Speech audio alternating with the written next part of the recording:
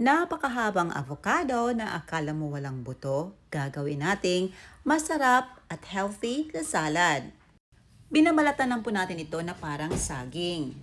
Dahil hindog na po ito, madali lang balatan ang ganitong klasing avocado.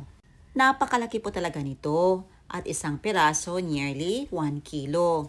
Ayan, in-slice lang natin, parang walang buto talaga.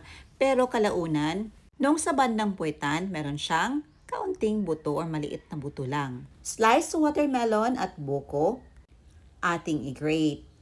Yung ganitong klaseng buko ang ating gagamitin, sakto lang ang kapal at ang lambot nito. Nag-add din tayo ng chia seeds at saka all-purpose cream. Nasa sa inyo din yun kung gaano kadami yung ilagay. Sa akin, mga 1 pack, inubos ko na.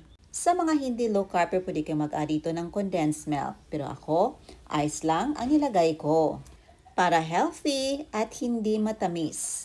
Ito na, ready to serve na ang ating napakasarap na low carb salad.